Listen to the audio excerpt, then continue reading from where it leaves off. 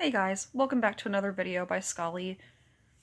So in this video, I wanted to talk about something that's not always very well understood, but a lot of people actually experience. It's hypersensitivity.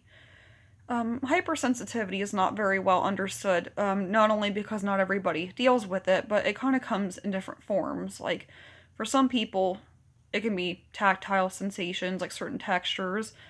That can also be with food as well. Some people don't like certain textures when they eat certain things or certain tastes certain foods have. For a lot of people, it can be bright lights and things that are kind of bright colors and overstimulating. It can be very, very loud noises or even certain pitches, like things that have a very eerie or even screeching sound can be bothersome, even if they're not too loud, just because the pitch in which they sound. And then there can be certain smells. Certain smells can be very overbearing for some people, especially like perfume and certain foods and things like that.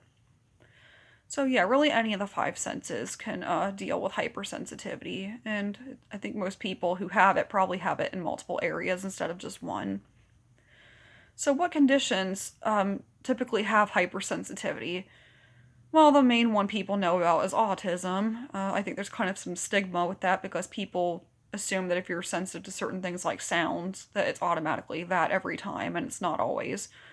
There's actually certain issues with the ears that can even cause things like loud noises to be disturbing, like misophonia and hyperacusis, and things kind of like that. Even certain sensory disorders can even make hypersensitivity appear in some individuals. So like one of the ones I feel like I've seen the most is with sounds. Very loud noises, especially, can be bothersome to quite a lot of people. But like I said, even ones that aren't loud can be bothersome. So like with misophonia, it can be the repetitive chewing noises, it can be people yawning, certain kind of irritating sounds that aren't necessarily loud, but they're very just aggravating for people. So if they hear somebody chewing really loudly, it can make them feel very angry, very uncomfortable, and be overall just very unpleasant. So sometimes if you're exposed to noises like that a lot, that can be, pretty hard to deal with, especially if you're at work or places where you feel like that noise is bothering you so much, but you just kind of have to sit there and grit your teeth because, all right, I'm at work, or oh, I'm at some party with my friends. I don't want to just overreact because of some noise, which even though it's a struggle to kind of hide that, you're just kind of like, okay, and you just kind of smile and go along with it. So yeah, dealing with things like that on a regular basis can be very difficult for people, and it can even be difficult for the people around them if they have somebody around them who tends to get upset at loud or aggravating noises, and maybe they're not always very quiet about it, or it's one of those things where the person's clearly upset at like the music being too loud, and their friend doesn't understand because maybe it sounds normal to them, doesn't bother them so much. It can be very difficult for that person can kind of understand what's going on. And for the person dealing with things like loud noises, it can be very difficult to do things because you don't want to go out to parties, you don't want to go out to concerts. Maybe even going to the store can be very aggravating if there's a lot of loud noises, or with misophonia, just noises you're not used to. That can be very, very debilitating. Which, I mean, people may wonder, well, why is bothersome noises, why is that upsetting for some people? Well, that's kind of hard to explain sometimes. Because in the case of loud noises, it's pretty understandable that, everybody's ears are kind of different, just like how everybody has different pain tolerance. But if it's something like aggravating noises, especially with like misophonia, it can sometimes trigger the fight or flight response if it's severe enough. And honestly, that was something I didn't used to know about either until I had my own personal experience with it. So yeah, if noises are bothering you to a point where it's causing you extreme fear to the point of fleeing or kind of having panic attacks, well, yeah, that can really interfere with your life very quickly. And, well, that's not going to be very easy to explain to people. They just, okay, they see you're having a panic attack, but they don't understand why, especially if it's something that doesn't sound loud or bothersome to them. So you kind of mix things like that with your other senses, like okay, I don't know if tastes do that to people or not, but bright lights and things especially can do that to some people too. They can create a lot of panic if they're very uncomfortable, especially if it's something very overwhelming. I mean, you can go to places where the things seem fine, but then like certain clubs and stuff have very bright lights, and that can be very bothersome to some people. So that could be another one that causes a lot of panic. And I think even some sensations can do that to people too, just simply because like some people don't like to be touched and find that very uncomfortable. So even things like hugs can be very overwhelming to them. And well, that's not really one that people think about all that much, because when you're seeing friends and family, when you're hanging out with friends and things like that, as well as being kind of cultural, they're also just kind of, if somebody you're comfortable with, they give you a hug, they don't really think much about it because they see you a lot and they're just happy to see you, and it's usually pretty harmless. But not everybody treats something as harmless as a hug the same way.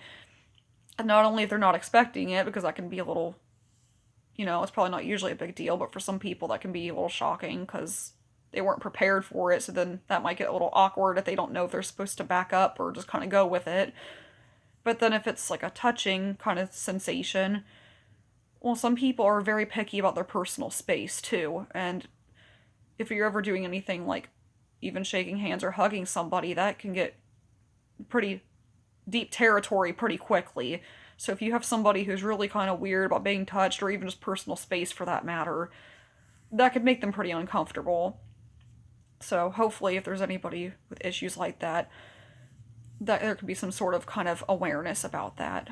I mean, that's kind of something that maybe if you know somebody that hopefully they'll touch base on at some point. But for reasons like that, I'm kind of somebody that I prefer to ask people before I do things like hug them, not only because it's polite, but just because of things like that. You don't want to make somebody uncomfortable, and well, that's just me personally, but yeah, so that's kind of how things like that can be a pretty good idea if you're not really sure in social situations.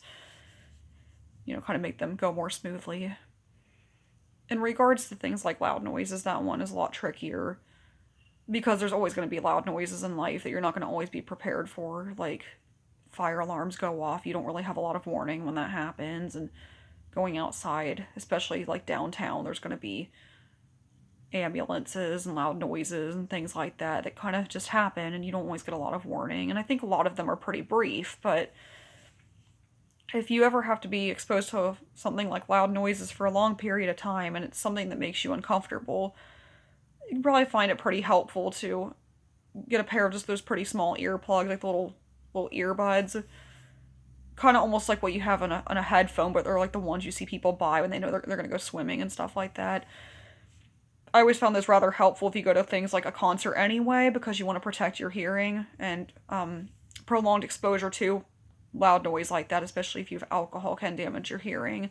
So I always thought it was a good idea to carry those in general, but they are also quite helpful for people that know they're going to have to be in situations like if they're going to go see fireworks with their friends, or like I said, the concerts, that you want to protect your hearing. And if you know that those things can be bothersome to you, you kind of have a little bit of a kind of little game plan before you go into those, and hopefully that'll make it a little bit more comfortable for you. And if you've found some pretty good ones, like I know I have, I had one I wore for probably a 3-day concert, and my ears didn't ring at all. So there are some pretty good ones out there that you can find. You can even get a whole box of them, so you have to use multiple sets for different things. You don't have to reuse them a million times. You can get some clean ones out of there.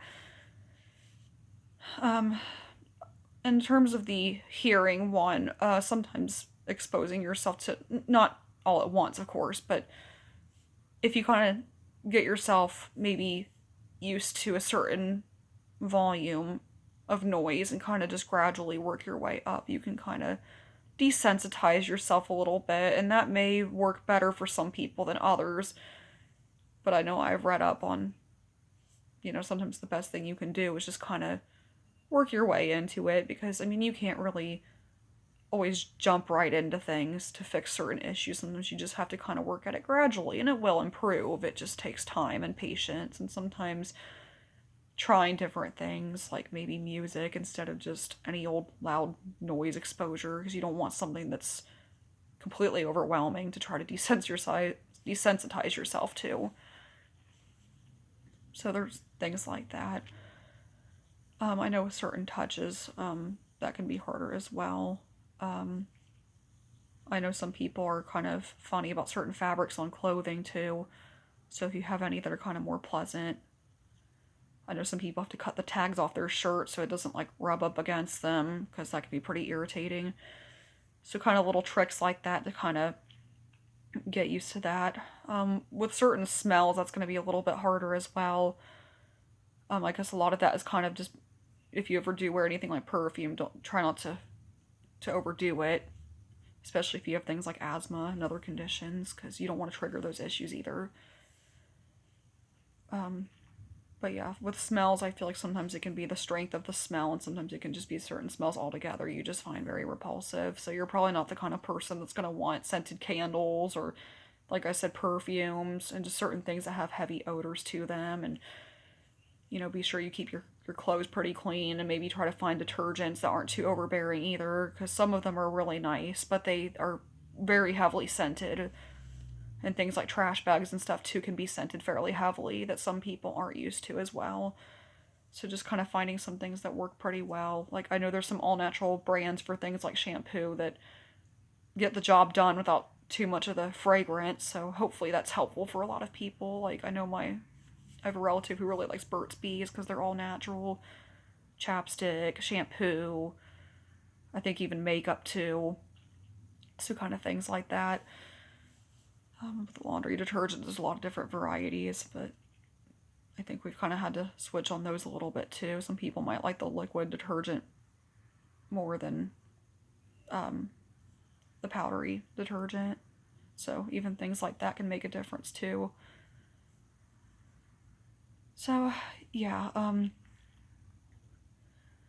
if people ever kind of ask about hypersensitivity, I was never really sure how to explain it at first because there's just kind of so many different things it can involve. But yeah, it's kind of more common than you'd think. I think a lot of people just don't really know how to go about it because they don't know how to explain to somebody how, like, a noise really can drive you crazy. Not, maybe I'm exaggerating a bit, but yeah, as in it can really get on your nerves. But I guess people don't really think about it like that. But if you're somebody who's dealt with it enough, it's kind of, you can see how, at least from your own experience, how other people can be irritated by certain noises you may not exactly think about. So sometimes I feel like with things like this, it's nice to just kind of provide some insight about it because it's not very well understood. And I don't think we know everything about it either, and that's the other part of the issue is when you don't know all of something like hypersensitivity, it's kind of hard for other people to learn about it and kind of familiarize themselves with it when even, like, if you look up things on it, I feel like that there are some helpful things, but then it's like, okay, well, obviously there's ways to manage it and live with it just like anything, but there's no cure, so to speak. It's just kind of, I guess, learning. It's kind of like how people always talk about like learning your triggers. Well, that can apply to things like hypersensitivity as well.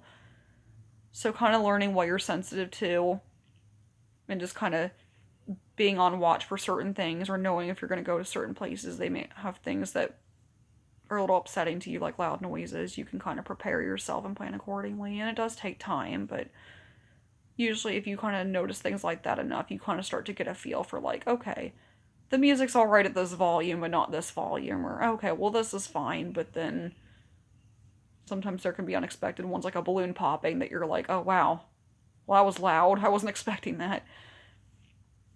So, yeah, with anything, kind of experience kind of prepares you more for those things in the future, hopefully.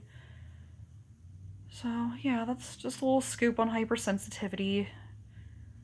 I just thought I'd give a little info about that, and well, hopefully it'll be helpful to some people, and just knowing that, there are ways to live with it, and there's nothing wrong with knowing that about yourself. You don't have to feel bad about yourself because certain things like that upset you, because really with all of us, we all have things like that. It just affects some of us more than others, and just being aware of that can help you get used to it and just kind of learn to manage it, because like anything, it takes patience and it takes practice. Have a great day, guys.